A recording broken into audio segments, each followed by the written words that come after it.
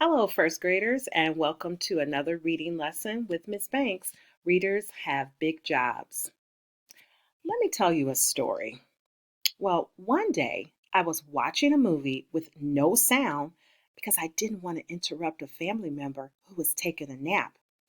As I was watching, I did not have any ideas about what was going on.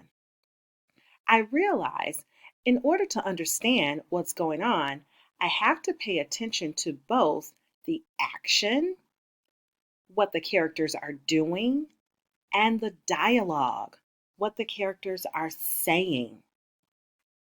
Today, I want to teach you that to really understand your books, it's important to not just pay attention to the actions, but also to pay attention to the dialogue.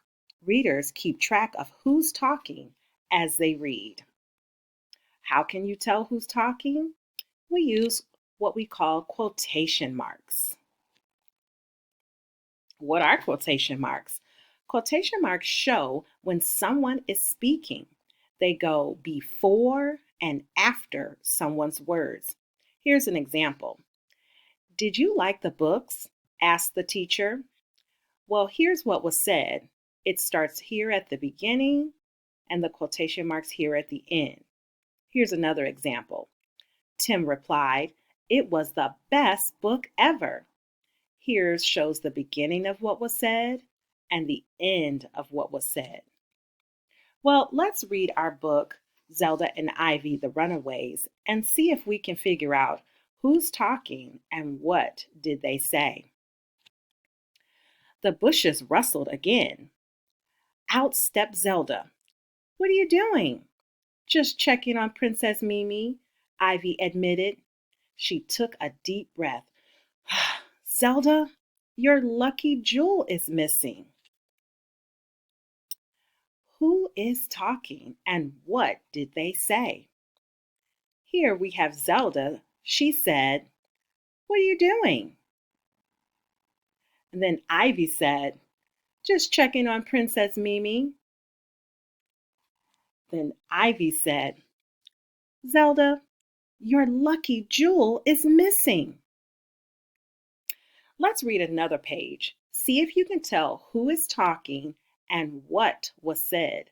Be sure to look for those quotation marks to help you. Zelda narrowed her eyes. "I might have had to borrow it back for my piano recital." Ivy opened the box again. "I need Princess Mimi back too." Zelda nodded.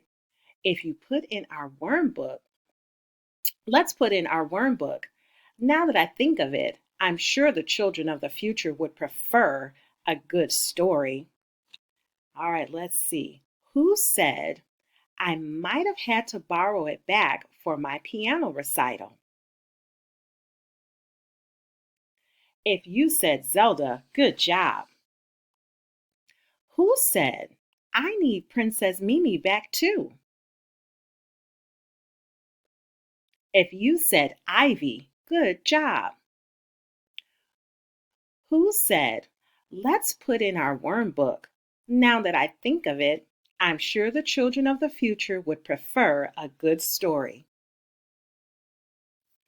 If you said Zelda, good job. Now try this strategy with one of your own books. Remember to always check that you're getting it.